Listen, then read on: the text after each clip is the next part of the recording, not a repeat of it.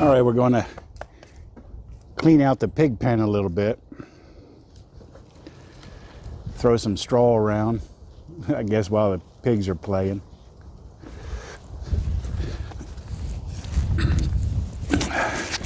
We can go over some of what we built.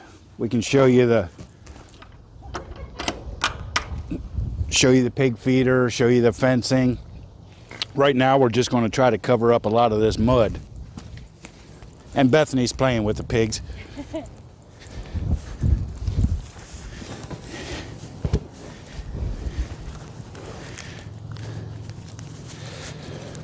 They're eating, they're fun. They're here, chewing my leg. What are you doing? You're crazy. You're crazy.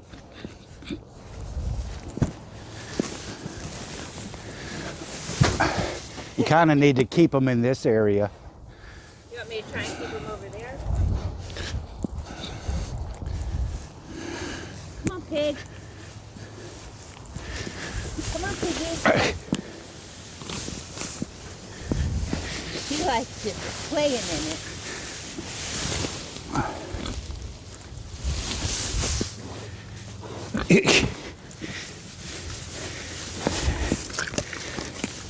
I'm trying here.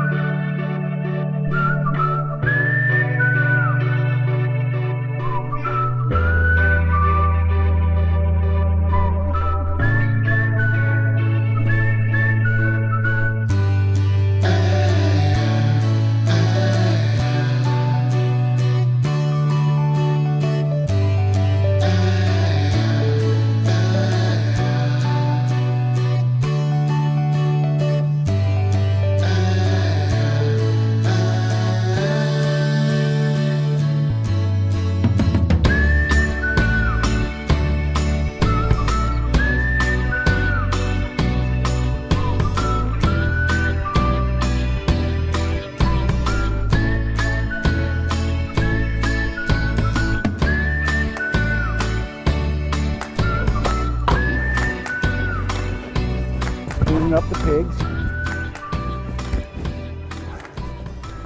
throwing some straw around, try to clean up some of the mud, try to get all this straightened out for them. I'll show you how we built the fence. I'll show you the pig area. I'll show you the feeder that we built. And just play with the pigs a little bit.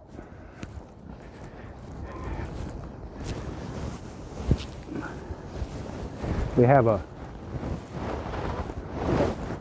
old roll bale with some hay from the field. We're not going to get to it. The pigs actually eat it. We're not going to get to it. We have enough square bales and enough stuff for the pigs for over the winter. And the goats. We have straw that we use for the chickens. We're just going to go ahead and spread this in here. The nice thing is it has seeds, so we'll be able to reseed this, so when the pigs are done and we move them to the new pasture that we're going to make, we'll get some grass and some stuff growing in here.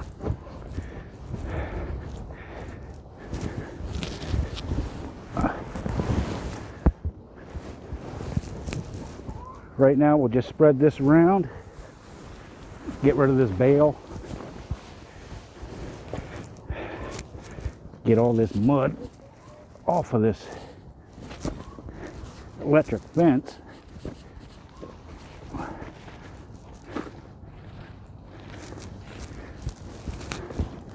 So it doesn't ground out.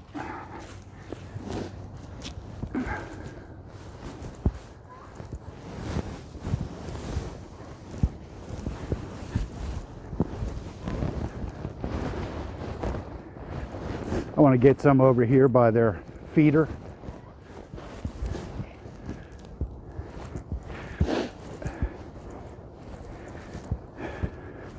They're eating just as much as we're putting down, I think.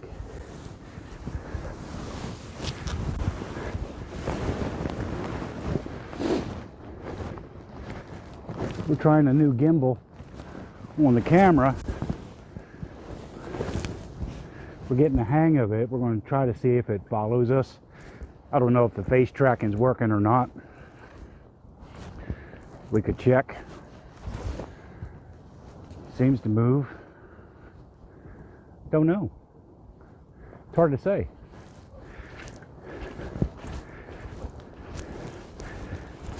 We'll get the hang of it. I just hooked it up like any typical man. Didn't read the instructions.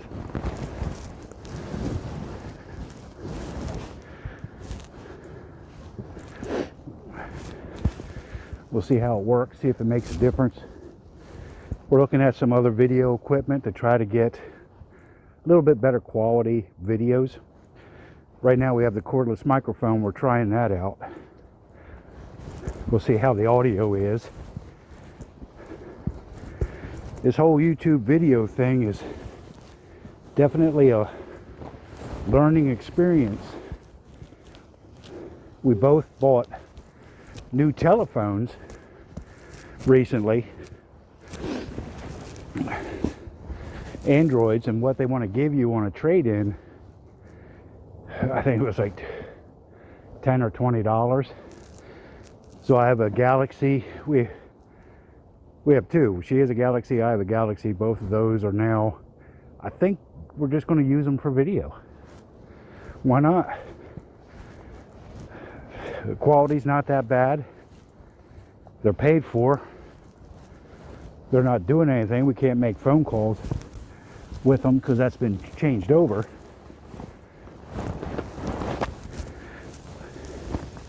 And the SIM cards have been removed, but they hook up to the internet.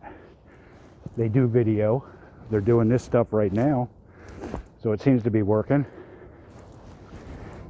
And we can save some money and not go crazy on video equipment until we actually figure out what it is we're really doing.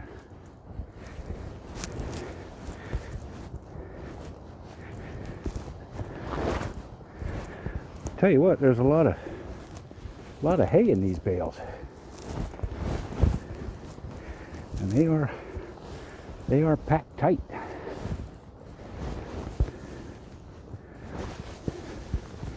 These bales look a lot bigger than the ones Stony Ridge Farmer was using.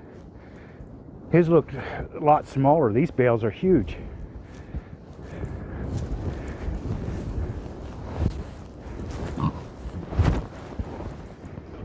He, of course, was using his for cow feed. These came from our field. Right now, I have a farmer.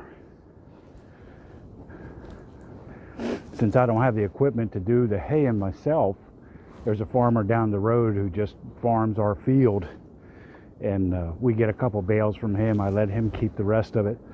Round bales don't work for us very well, so I think what we're going to do is either find somebody we can partner with that will do square bales on a 50-50.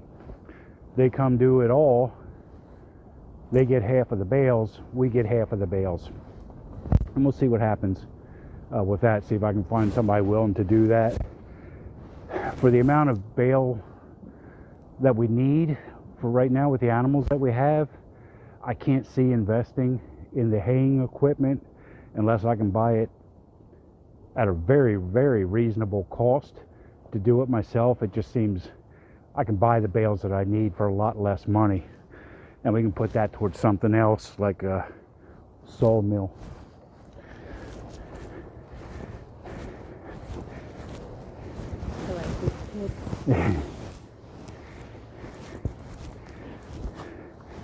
they seem to like just laying right here with it. I tell you what, the one thing, and I'm sure most new homesteaders that aren't familiar with livestock, or even, I mean, all you have to do is have a heart. We're getting attached to them. It's going to be difficult. I mean, they're friendly, they play, they have personalities. We're on the fence whether we're going to dispatch them or not. What we may, they're both female and sow, so we may, I guess right now they'd be gilts. We may just go ahead and keep these two as a breeding pair. We have, They can't be a breeding pair. well, yeah, they won't be the breeding pair. That'd be a little difficult, but in today's society, you never know.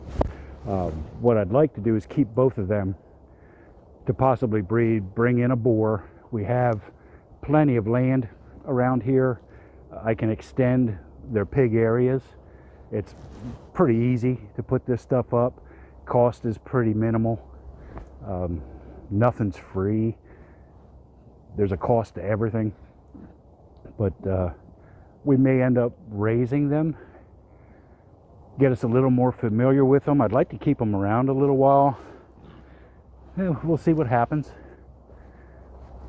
See what the future holds. Can you go around and make sure the fence, nothing's touching the fence, the electric fence?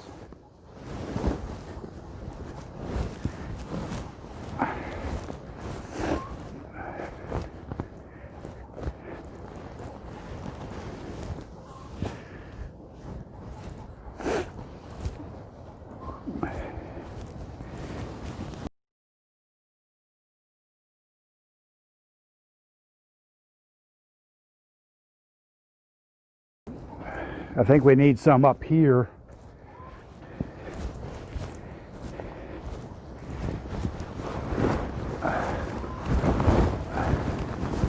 This stuff is kind of nice. It almost forms a mat.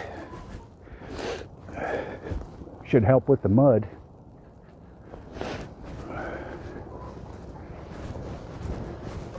It's a shame to waste it. But like I said, we don't really feed it to any of our livestock. The pigs are eating it.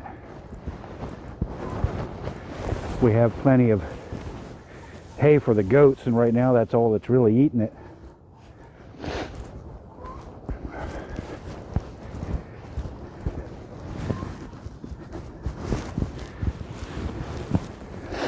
We had a few more of these bales, but the farmer that does our bales does baleage, which is basically wet hay. He bales it and rolls it while it's still wet.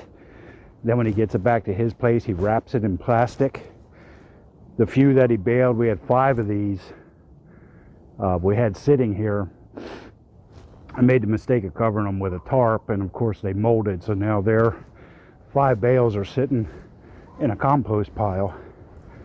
These 2 were the last 2. I have 1 more yet in the carport under cover. These seem to have dried out a little bit more. They're not moldy. I monitored the temperature, especially with the hay being wet. What I didn't want to happen was to have the hay catch fire and burn my carport down. We have to find somewhere to store the stuff if we continue to do the rounds. I don't think we're going to.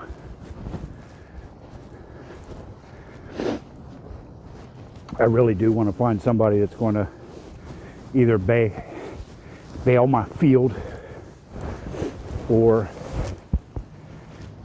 we'll just buy the bales that we need, square bales, and I'll just go ahead and cut the field. It's not been fertilized. I don't have a problem cutting it, at least for a season. Do some green manure, let all that grass and stuff go back down into the dirt, let that decompose. Try to get some of that. I don't want to pay to fertilize the hay fields. we can let it get it done naturally. And that's really no different than cutting your grass and letting the clippings back in the yard to go back down into fertilize the grass and stuff like that. I plan on doing that same thing. If we don't hay it this year, I'll just cut it. It's relaxing, gets me out on the tractor, get to drive around, relax, not think about anything.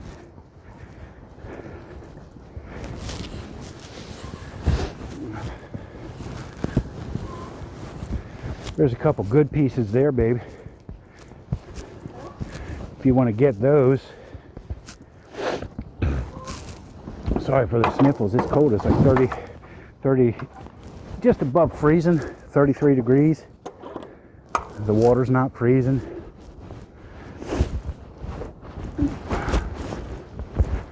That should help them. We need to check out some stuff. I want to take you in here and show you a few things.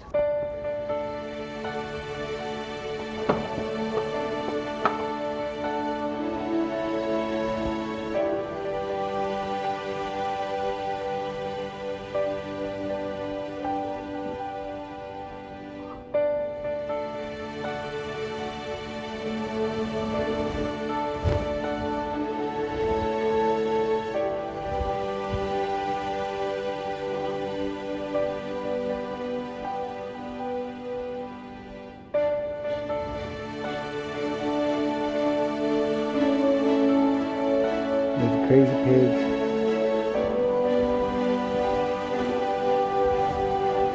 They are plums.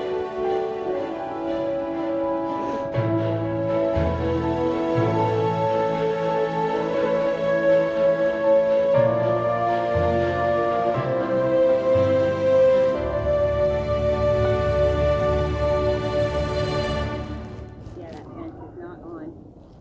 No, it's. I noticed that we have to go around and check, and I think therefore, I mean, we've had quite a few days of cloud cover, so I'm not even sure if it's charged. So we'll have to figure out what's going on with that. Pig. Pig. Pig. Hi, pig. Hi, pig. Hi, pig. Hi, pig. Hi, pig.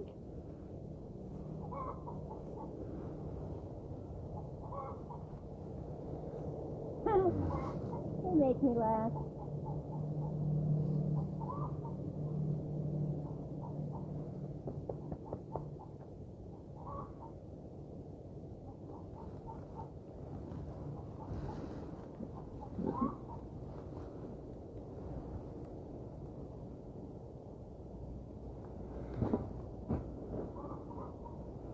Yeah, I noticed they've been going up closer and closer to the fence now that the electric's off. Pig.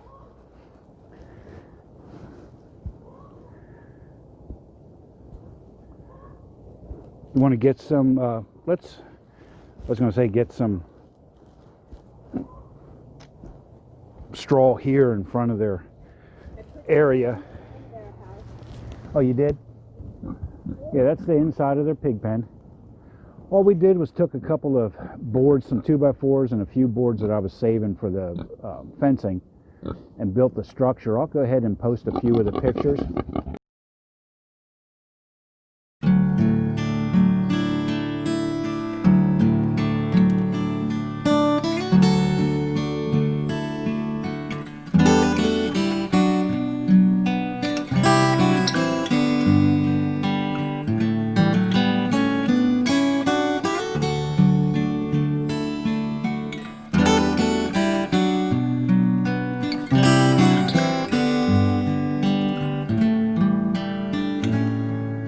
They are so much fun. But this is the pig enclosure.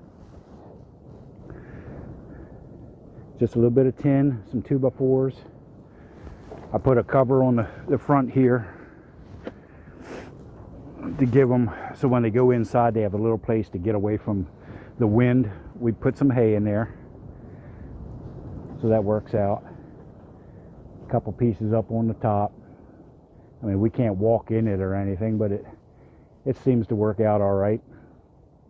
The fence is pretty straightforward. Every 4 feet I put T-posts. We were pounding those in by hand. We've covered them with cattle panels, but once we got about halfway through, I actually got my tractor out, used the bucket, had my son hold the T-post straight, and we just took the bucket and pushed the T-post right down into the ground. And we got the second half of this done in no time. It worked great. We didn't have to use the post driver. I made this fence out of the same stuff I built the pig pen out of. We just put 2 pieces together, went ahead and sandwiched a piece of cattle panel in there. Now we did get cattle panel because that's the only thing that our local Tractor Supply had at the time. So when we got the little pigs, we ended up having to put small wire on the inside of it down at the bottom, which we'll probably keep there. That way we can keep the little piglets in and they won't get out. And then if you can see, I have all the connectors to go on the post to hook up the electric, but I also had these plastic poles that I use for the garden, and we just went ahead and threw those in because it was just faster, and put the electric up on the inside. So the pigs usually just, we left the door area open every 4 feet. Now over on this side, we had, there's a pig hole in their ball. Those white posts that you see, when we moved here, that was actually a grape vineyard that ran this whole way from there all the way down, all the white posts that you see. So we just went ahead and used those for part of the pig pasture, pig area. Now what we're going to do is this other side opposite of this fence where you see that cluster of trees and that flat area, we're going to go ahead and put another pig pen in on that side so that we can rotate the pigs. And then somewhere over here in the back, probably back by our compost piles, we'll have the boar pen. And I'll just go ahead and build another one of these to keep the boar in. It seems to be fine. It will only be 1 boar. Even if we decide to keep the 2 sows that we have or raise new ones, I think they'll be fine in this area. We'll, in the spring, if we get the second one done, we can take the girls that are in here and move them. This was pretty simple. There's actually underneath all that mud, I made basically a little deck area that you can see under here for the pigs to stand on. Made this area, just took a white bucket and we went ahead and cut it in half. And I had some old pins from some scaffolding, and all we do is run those through these holes in the back and the holes that I drilled in the pig bucket, and that way we can clean it out. Comes out pretty easy, goes back in pretty easy. I have it so that it catches underneath that lip, and then you just line up the holes and you take those little pins. Can't really do with pigs. Well, yeah, what you can't do, I have one pig biting my foot. Excuse me. Come on, pigs, get out of there so we can put your feed back. So while Bethany's doing that, we had a blue bucket, a 55-gallon barrel that I had water hooked up to, but we just weren't getting the flow. I don't know if it's not enough pressure from the height of the area here. It's only gravity fed, but this 5-gallon bucket seems to be working now for the winter anyway. But I went ahead and put it in this. It has a float in it, and this actually seems to work better. Gets a little dirt in the bottom of it, but there's the float, and the pigs just go in there and drink what they need to drink, and it seems to be working. When everything's completely frozen, we just put water in a bowl for them and then change that out as we need to. Yeah, see, she's in there drinking now. They don't mind it. She's messing with the float. Well, yeah, that's why you have to keep that cover down. I know, I was just trying to clean it out a little bit. Yeah, see, now she knows it's in there. Gets a little muddy from their noses. Even if it was clean water, the first time they stick their nose in it, it gets muddy. Yeah, they are crazy, crazy, crazy. We love them. We love bacon too, so it's all going to work out. This is the smaller one of the two. We do have a video of Bethany using a tape measure to get their weight.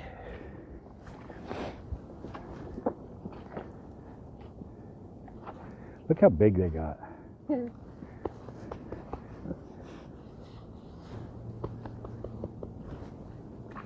Whoop.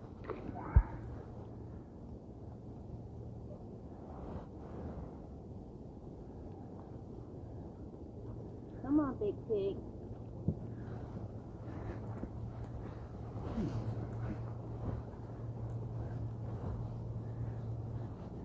They are just so much fun.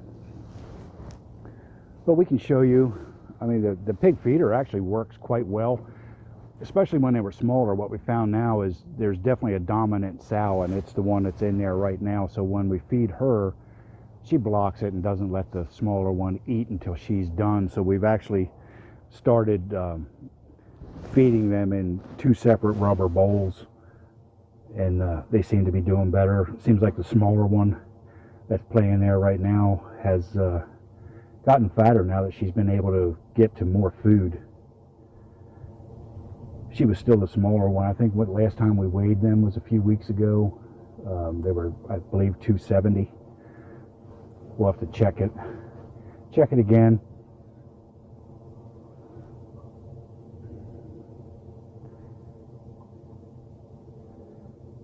But they're fun. They do play.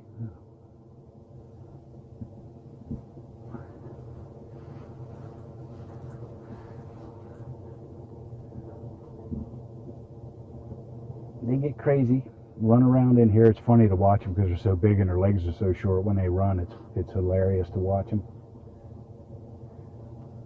She's found something now. They were skittish when we first got them. The more we're in here with them, the friendlier they get. They're no joke. They are extremely, extremely powerful. When they push against you, you know it.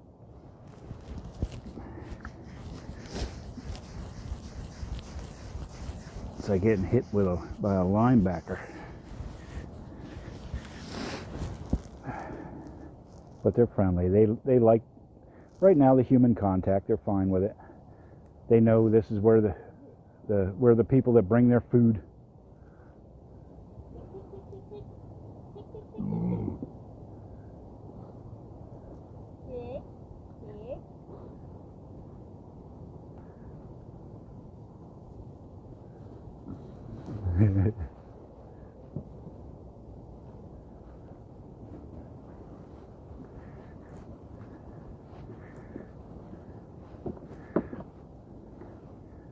Yeah, see, it just locks back in. You put the pins in there, and that keeps them from getting them out. They're just little pins. Same thing you use for scaffolding. It's a pin, has a little piece that drops over once it goes through the hole, so it can't get pulled back through.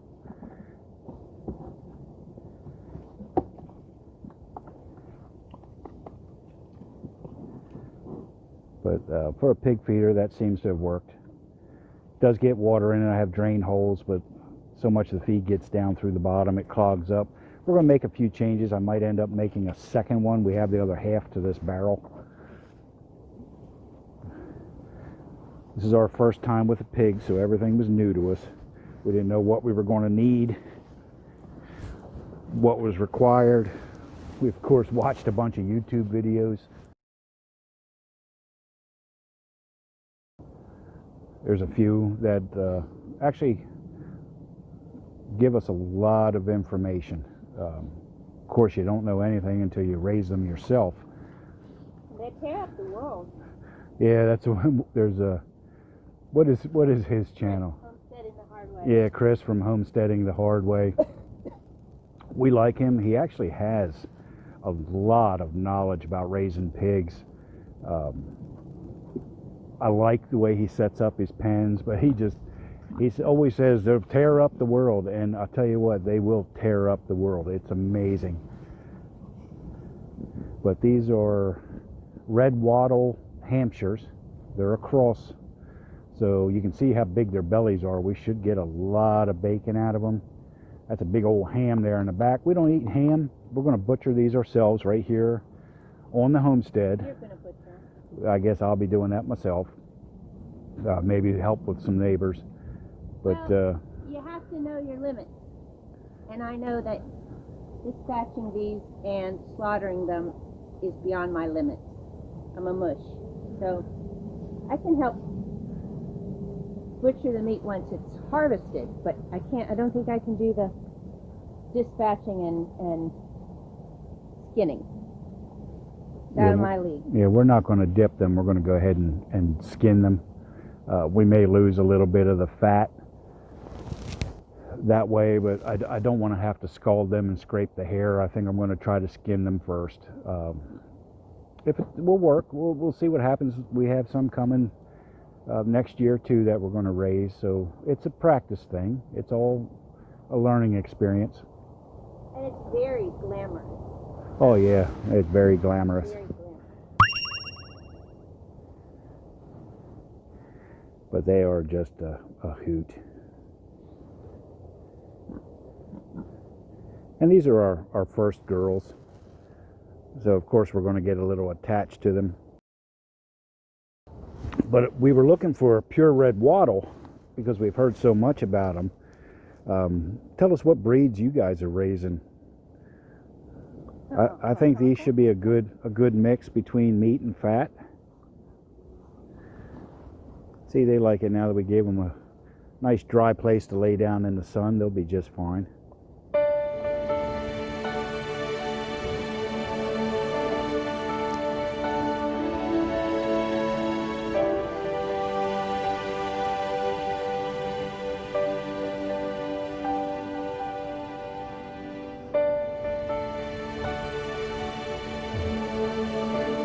I think it's perfect. They can lay in the bedding and they can eat while they lay there too if they want. We've not named them, so we don't really we just call them pigs. That was an attempt not to get close to them. But Didn't work. if we decide we're going to keep them, or we'll give them a name then. But they are fun. They've not been too much trouble. They're not hard to really raise. They do eat a lot. I'll give you a look at the size of the pen. There's what, 1, 2, 3, 4 16-foot panels long by, I think, 2 and a piece. Yes, that's like 32 feet deep. And it seems to be enough for them. I don't know if it's going to be enough if we keep them, but it's definitely enough to raise a couple and finish them out. Might even be enough to keep them. I don't know. We have to do a little bit more research. But like I said, we can rotate them. It won't take much to do the same exact thing right next door, and we can rotate them over. I like keeping them in the covered area, the tree area.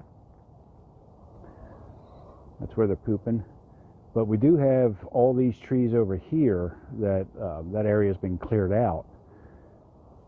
And we could set up some pastures or pig pen areas, not really pastures, but pig pen areas.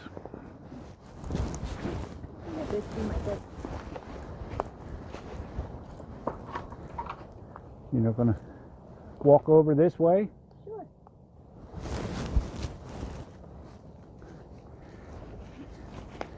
Yeah, all this. What? You have to spend a little bit of money on boots.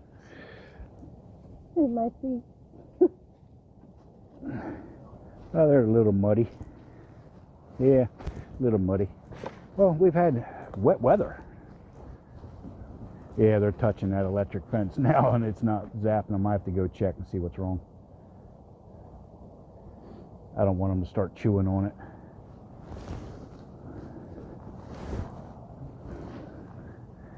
Yeah, I'll check that. But we have this whole area, all of this,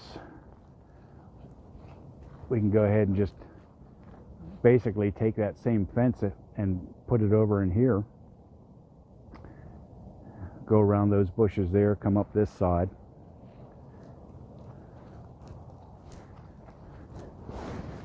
We have this area back in here. All of this could be fenced in.